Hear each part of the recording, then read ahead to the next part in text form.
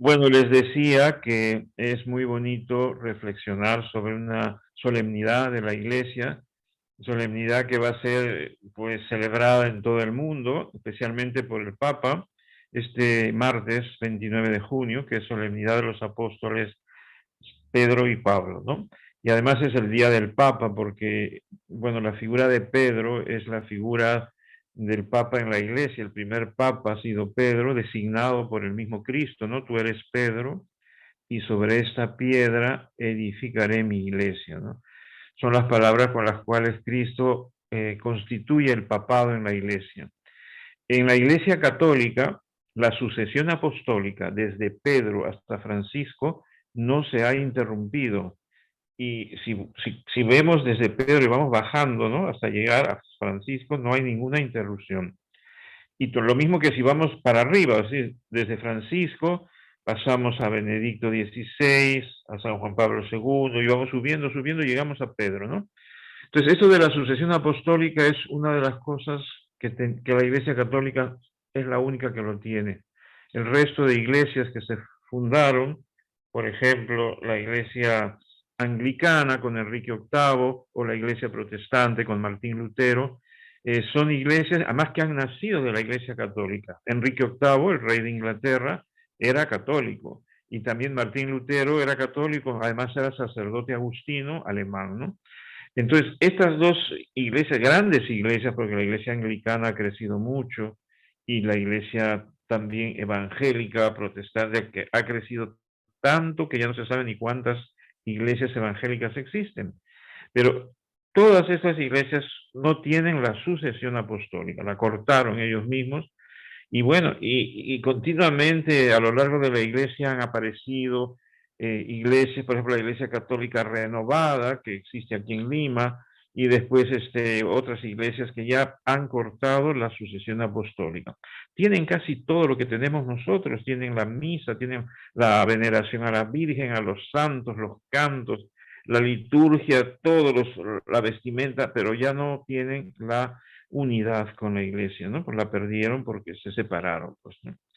Entonces, estamos recordando el día martes esta solemnidad a estos dos grandes hombres apóstoles de Cristo. El primero, San Pedro, era judío, ¿no? Y el otro, Pablo, era romano.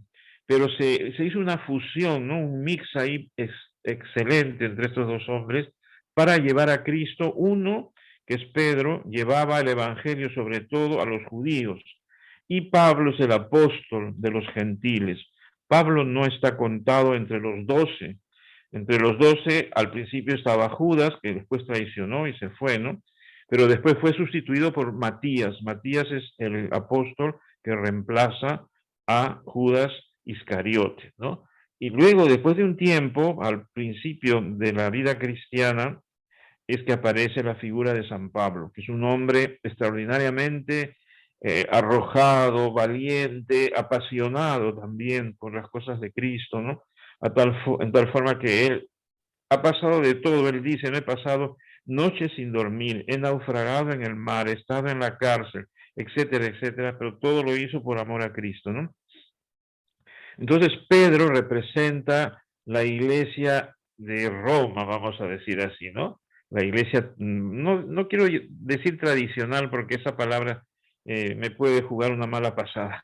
Entonces, la iglesia que funda Cristo en Pedro. Y Pablo es el apóstol de la iglesia universal. O sea, con Pablo la iglesia empieza a extenderse, empieza a ir él como misionero. Pablo es el gran misionero, el modelo de misionero que hay en la iglesia, y él va, claro, Pedro tenía una, vamos a decir, no sé si decirlo bien, una dificultad, que estaba casado y tenía que, si no estaba la esposa viva, por lo menos la suegra sí, porque dice el Evangelio que fue a curar Jesús a la suegra de Pedro. Entonces, tenía, diríamos, un compromiso con su familia también. En cambio, Pablo es un hombre célibe, no se casó, es un hombre que pudo entregar toda su vida, todo su tiempo a Cristo, ¿no? Entonces ahí se dan como los dos carismas, ¿no? El de la vida matrimonial en Pedro y el de la vida consagrada de San Pablo, ¿no?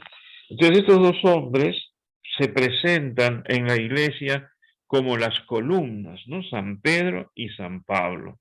¿Por qué? Porque gracias a ellos se desarrolla la iglesia, ¿no? Ellos adquieren conciencia de que Cristo los ha elegido para que la iglesia crezca, ¿no? Entonces, Pedro y Pablo van a estar muy unidos, se van a encontrar, el primer concilio que va a tener la iglesia va a reunir a Pedro, a Pablo y a otros apóstoles para tomar una decisión que en ese momento era necesaria. ¿Qué pasaba? Que los partidarios de los judíos, que ya eran convertidos al cristianismo, querían que los paganos también, los varones paganos, se circuncidaran, ¿no? La circuncisión. Entonces querían imponer la circuncisión a todos, ¿no? A paganos y a no paganos. Entonces se reúnen para deliberar y ver qué es lo que tendrían que hacer. Y se dijo pues claramente que la circuncisión ya no era una obligación, ¿no? Los judíos podían seguir circuncidándose y lo siguen haciendo hasta ahora, pero ya los paganos no era necesario que se circuncidaran. Y esa es la primera vez que Pedro y Pablo están juntos para tomar una decisión. De todas maneras, yo percibo por lo que se lee en el Evangelio y sobre todo en el libro de los Hechos de los Apóstoles, que Pablo estaba siempre de acuerdo con Pedro. Nunca hubo una discusión, ellos llegaban a un acuerdo. Ustedes saben que la primera comunidad cristiana no funcionaba por democracia, ¿no? Por votos, no, sino que funcionaba por unanimidad. Es decir, todos estaban de acuerdo en lo que decían los apóstoles y no se levantaba la mano a ver quién está de acuerdo, quién dice que sí. No, eso no existía. Eso es una forma de gobierno posterior que ahora mismo ha invadido todos los escenarios, incluso la iglesia, hoy también se hacen cosas por votación. El mismo cónclave para elegir un papa es más o menos una votación, ¿no? En fin, lo que pasa es que el hacer todo por unanimidad no es tan fácil, ¿no? Y más si los grupos son grandes, cuando las comunidades son grandes. Cuando las comunidades no son tan grandes, es posible. Yo sé que hay algunas comunidades que resuelven todo por unanimidad, ¿no? Bueno, entonces, estas dos figuras, como digo, son centrales. Son el modelo también de lo que tiene que ser un apóstol, ¿no? Tanto Pedro como Pablo. Pedro tiene cartas en el Nuevo Testamento y Pablo también, ¿no? Pablo tiene muchas cartas. Bueno, pues entonces estos dos apóstoles tienen en la iglesia un lugar privilegiado. El día que vayan a Roma, que seguramente irán ustedes, Kerigma irá completo un día en un viaje a Roma, van a ver las grandes basílicas de San Pedro, que es la más importante en Roma, y la Basílica de San Pablo Extramuros, que se llama, ¿no? O sea, lo mejor de la iglesia se les ha dado a ellos, ¿no? Para recordarlos con cariño y para venerar a estos dos grandes hombres que prácticamente entendieron a Cristo con una fidelidad y hicieron realidad el que la iglesia naciera con una fuerza, ¿no?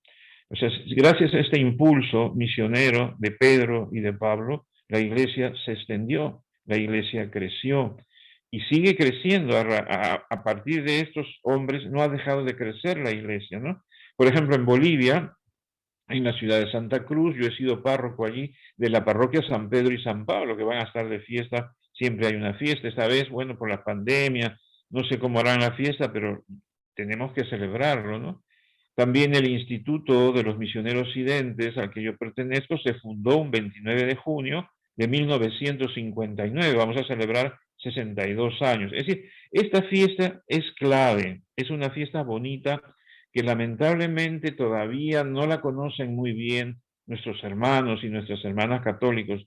La conocen a medias, ¿no? Pero por eso hay que formarse, hay que escuchar, hay que leer, hay que preguntar, y así vamos aprendiendo. Así he aprendido yo también, porque si uno no pregunta, entonces se queda siempre en la ignorancia, ¿no? Entonces, gracias a Dios tenemos estos apóstoles que son el modelo de los demás apóstoles. Los demás apóstoles, mirando a Pedro y mirando a Pablo, se hicieron también con un talante muy especial, ¿no? Para ser misioneros. Y nosotros, ¿qué es lo que tenemos que aprender también de esta fiesta? Que tú y yo y todos tenemos que ser misioneros, llegar el Evangelio a la gente. No necesariamente con una catequesis, si se puede dar una catequesis, bien, pero si no, con una conversación. La gente a la gente hay que atraerla, ¿no? El Papa nos ha dicho que las personas se acercan a Cristo y se acercan a la iglesia por atracción, se sienten atraídas. ¿Y qué quiere decir que se sienten atraídas? Que se encuentran con un misionero, con una misionera que puede estar casado o célibe, eso es lo de menos, pero que hablan con una pasión, apasionadamente hablan de Cristo y entonces tocan el corazón de las personas, ¿no? Y las personas que vivían de repente fuera de la iglesia, lejos de Dios, regresan, ¿no? Porque la atracción es eso, cuando uno se siente atraído por algo o por alguien, es cuando realmente uno dice, esto es para mí, ¿no? Más bien lo que tenemos que evitar por todos los medios es que sienta la gente rechazo, ¿no? Rechazo a la iglesia, rechazo a los pastores, eso hay que evitarlo, ¿no? Lamentablemente, eso no es fácil. En este momento tenemos un rechazo a muchos de los pastores de nuestra iglesia. Eso no lo podemos tapar con un dedo, es como no se puede tapar el sol con un dedo. ¿Por qué? ¿Por qué hay este rechazo? Porque el discurso que tienen no es muy convincente, ¿no? O sea, quieren acomodar el evangelio, acomodarlo a las ideologías que hay ahora. Entonces la gente reacciona. Yo esta mañana tenía aquí una señora que estaba furiosa con cosas que está escuchando y que está leyendo en las redes sociales y con declaraciones que hacen algunos pastores incluso, ¿no? Y claro, entonces lógicamente nos confunden a veces, ¿no? Por eso hay que recurrir siempre a las fuentes, y las fuentes son Cristo, el Evangelio y los apóstoles, todos los apóstoles, pero de manera especial Pedro y Pablo. Dar gracias a Dios de que tenemos estas figuras en la iglesia, que son figuras, como yo diría, estelares, ¿no? Estelares, que brillan por su propio peso, no necesitamos hacer ninguna cosa especial, ¿no? Estos son grandes santos, grandes apóstoles y grandes misioneros, ¿no? Que nos enseñan, como he dicho ya antes, a mí y a ti a ser también santos, a ser misioneros, ¿no? Hoy en día estamos en un momento, por lo menos aquí en el Perú y en el mundo entero, ¿ah? Porque lo que está pasando en el Perú ya ha pasado y sigue pasando en otros ambientes, en otros países del mundo, y es un reto para la iglesia, es un reto para los que somos bautizados, ¿no? Tenemos que hablar de Cristo, tenemos que convertirnos todos en misioneros y misioneras, porque si no, nos comen. Ya ven cómo tiene fuerza esta gente, ¿no? Y cómo se ha infiltrado en tantos lugares, en tantos ambientes, incluso en puestos gubernamentales. Ahí están enquistados y ahí se fueron metiendo poco a poco, ¿no? Pues eso también tiene que ser una consigna nuestra. Tenemos que meternos en todos los lugares que se pueda para defender a Cristo y para defender la verdad, ¿no? Y la dignidad humana. La dignidad humana está garantizada si se viven los valores evangélicos. Si no, no hay nada que hacer. Seguiremos pisoteándonos unos a otros y enfrentándonos unos a otros, ¿no? Por eso tenemos que vivir con fidelidad nuestra condición de cristianos, católicos y de misioneros, como he dicho antes, ¿no? Entonces, que no nos suene algo raro que tenemos que ser misioneros. Sí, pues tenemos que ser misioneros todos. No podemos pensar que el misionero es ese que se va al África o esa monjita que la manda lejísimos. No, todos somos misioneros. Somos misioneros allí donde estamos, en nuestra casa, ¿no? Yo les animo a ustedes de que mediten estas cosas y que Querigma sea un grupo misionero aquí en la parroquia, ¿no? Necesitamos grupos misioneros. Ojalá los jóvenes también se dediquen, se forme un grupo misionero de jóvenes, ¿no? Como digo, no misionero para ser curas ni monjas, para ser discípulos de Cristo, ¿no? Para poderle ayudar a Cristo. Cristo necesita nuestra ayuda. Y unos grandes colaboradores y ayudantes de Cristo fueron Pedro y Pablo. Yo creo que tenemos que ser un poco más petrinos y pablinos, ¿no? Petrinos de Pedro y pablinos de Pablo, ¿no? Tenemos que tomarlos como nuestros guías, nuestros modelos, porque por eso la iglesia los reconoce, pues si les ha dado esta solemnidad del día 29, que además es día del Papa, ¿no? ¿Por qué se ha puesto día del Papa? Porque Pedro ha sido el primer papa y el papa actual tiene que fijarse en el Pedro que Cristo eligió para ser el jefe de la iglesia, ¿no? Y lo está haciendo. Yo no tengo ninguna queja contra el Papa. Hay gente que se queja de todo, que no le gusta esto, que dijo esto, que no dijo lo otro. Bueno, el Papa tiene la asistencia del Espíritu Santo para cumplir su misión de gobernar la iglesia, ¿no? Y lo hace con una sencillez tremenda. El Papa es un hombre sencillo, lo hemos visto aquí en el Perú, la sencillez con la que se acercaba a la gente, y no podemos pensar, no hay que hacer caso a cosas que digan por ahí contra el Papa. Yo la verdad que me duele mucho y me molesta cuando escucho hablar cosas que no son reales, ¿no? El Papa es un hombre de Dios, eso sí necesitamos apoyarlo. Padre, una consulta, en el caso de Pedro y Pablo, ¿en alguna ocasión ellos han hecho una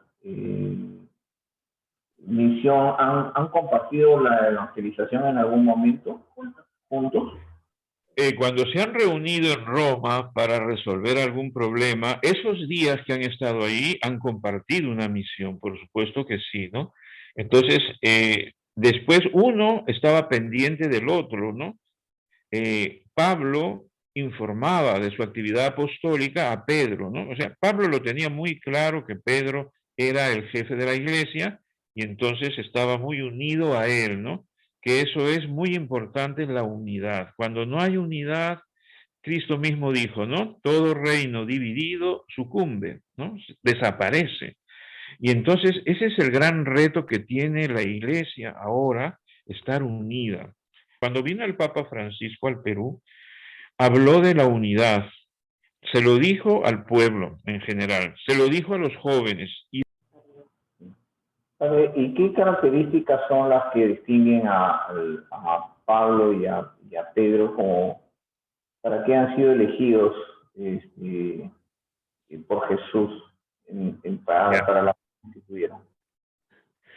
Bueno, mira, Pedro, porque tenía carácter, era un hombre ya mayor, no era tan jovencito, tenía carácter y por eso lo elige, además lo elige Cristo porque se dio cuenta que él era el elegido por el Padre, ¿no? Cuando pregunta, ¿y ustedes quién dicen que soy yo? Y Pedro es el que contesta, tú eres el Hijo de Dios vivo, ¿no? Entonces nadie tenía esa respuesta, nadie había sido inspirado por el Padre y por el Espíritu Santo, sino solo Pedro. Entonces ahí es donde Cristo dice, este es. Esto que ha contestado, además se lo dice, esto no te lo ha revelado ni la carne ni la sangre, esto te lo ha revelado mi Padre que está en el cielo. Entonces ya no había duda, Pedro tenía que ser, ¿no? Con Pablo, ¿qué pasó? Pablo no conoció a Cristo. Pablo fue, diríamos así, fue tirado del caballo cuando iba a Damasco, y en ese momento, en esa caída del caballo, es que Cristo le habla y le dice, ¿por qué me persigues? ¿No? ¿Por qué me persigues? Y entonces ahí contesta, Cristo le contesta, bueno, primero Pablo pregunta quién eres, ¿no? Para saber con quién está hablando. Entonces le contesta Cristo, yo soy Cristo a quien tú persigues. Y en ese momento hay una transformación, hay un cambio, y ahí es la elección. Ahí elige Cristo a Pablo también para ser misionero y ser apóstol, ¿no? Por eso se le considera apóstol, aunque no está con los 12, pero se le considera apóstol, ¿no? Porque se le dice el 12 más 1, el más 1 es Pablo, ¿no? Entonces, Pablo tiene la misma jerarquía, la misma misión que Pedro, sino que Pablo se dedica a los paganos y Pedro a los judíos, que eran dos grupos muy numerosos. Los judíos eran toda una nación tremenda, ¿no? Y los pueblos paganos, sumados todos, eran también otra cantidad grande, ¿no? Entonces, esos son los lugares, esos son los grupos humanos a los que se dirige tanto Pedro con los judíos y Pablo con los paganos, ¿no? Entonces, eso es lo que hemos visto y lo que nos dice también, sobre todo el libro de los Hechos de los Apóstoles, que es donde se narran todos estos episodios, ¿no? Padre, una consulta, buenas noches. Buenas noches. Se puede considerar a Pablo también como, digamos, el primer teólogo? Porque a veces en algunas cartas que él manda hace unas explicaciones profundísimas sobre Jesús, sobre su misión, etcétera, ¿no?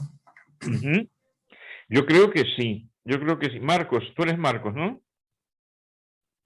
Sí, padre, Yo, soy Marco. yo creo que sí, Marco, que se le puede considerar un hombre, bueno, él tenía una buena formación, había estudiado con uno de los mejores maestros que había en la época, por lo tanto, vamos a decir, era un primer puesto, ¿no? Por decir de alguna manera, en esta escuela de Gamaliel. Gamaliel era un famoso, es como si habláramos ahora de un famoso educador peruano, ¿no? Entonces se formó allí y se formó en su él era romano, pero era judío también, porque había nacido en Roma, pero no era, no por eso dejaba de ser judío, ¿no? Pues su familia era judía. Entonces, toda esa preparación que él tuvo sirvió, por supuesto, muchísimo para sus escritos. Y en sus escritos, en muchos de sus escritos, hay de verdad, como tú dices, pues una fuerza teológica grande, ¿no? Y muchas cosas de la iglesia se han inspirado en Pablo, ¿no? O sea, ellos son los referentes de muchas cosas. Luego han habido, posterior a ellos, San Agustín, por ejemplo, ¿no? Santo Tomás de Aquino, San Agustín que funda los agustinos, una orden, ¿no? De la iglesia, y Santo Tomás de Aquino que pertenece a una orden que son los dominicos, ¿no? Entonces, la iglesia ha ido enriqueciéndose con el paso de los años, con los aportes no solamente de Pedro y de Pablo, sino de muchos teólogos que han puesto al servicio de la iglesia sus conocimientos, ¿no? Pero uno de los más importantes y que no lo podemos desconocer es Pablo, ¿no? También Pedro tiene sus cartas, ha escrito cartas, están en el Nuevo Testamento, pero es otro nivel. Yo creo que Pedro es más una persona más, como te digo, más sencilla, es recto, es firme, tiene un carácter firme, pero es más sencillo en cuanto a los conocimientos teológicos, ¿no? Pablo le supera en eso, por eso se complementan, ¿no? Tanto Pedro como Pablo se complementan muy bien. Padre, buenas noches. Padre, ¿usted considera que eh, la conversión de Pablo de perseguidor a perseguido es un ejemplo para todos nosotros del cambio que espera Cristo de nosotros mismos? Sí, yo creo que sí. O sea, no nos debe asustar la persecución. No van a venir a meternos a la cárcel, eso es poco probable, pero sí van a hablar mal de nosotros, nos van a criticar, nos van a segregar para que no estemos influyendo en los demás. Y no hay que tener miedo. Con Cristo hicieron lo mismo y con Pablo también. Y seguramente que con Pedro, si Pedro muere crucificado boca abajo, ¿no? Entonces, han dado su vida. Nosotros quizás no tengamos que dar la vida, pero sí tengamos que dejar nuestra fama, que nuestra fama sea pisoteada porque hablan, porque dicen, porque critican, etcétera, ¿no? Y no hay que tener miedo, o sea, el miedo paraliza a las personas. Si Pedro hubiese tenido miedo y Pablo hubiesen tenido miedo, la iglesia quedaba paralizada en ese momento. Pero han sido valientes, como tú y yo tenemos que serlo, y hablar con sencillez, por supuesto, no podemos imponer, ya hemos dicho que la gente hay que traerla por atracción, no por imposición, por atracción, ¿no? Y tampoco se trata de estar buscando gente que quiera, o sea, reclutar gente, no, si la iglesia no recluta gente, la iglesia lo que hace es ofrece un servicio de caridad desde el bautismo hasta la unción de enfermos a todos los hermanos y además los vas formando, por supuesto, ¿no? Pero la iglesia tiene clara su misión. Lo que pasa es que a veces como que nos cansamos y decimos, bueno, ya me parece que he hecho mucho, que haga el otro, ¿no? Bueno, pero no hay que cansarse, no hay que cansarse, no hay que desanimarse y seguir adelante, ¿no? O sea, tenemos grandes retos en la iglesia en este momento. Bueno, padre, le agradecemos mucho por su presencia. La verdad que ha sido enriquecedor lo que nos ha compartido. Y bueno, le pedimos si nos podría dar nuevamente la bendición. Claro, primero les doy las gracias por haberme invitado. Cuenten conmigo cuando sea necesario. Cuenten conmigo cuando quieran y les felicito, les animo a seguir formándose. Una de las cosas que me gusta de Querigma es que se quieren formar y se quieren formar bien, ¿no?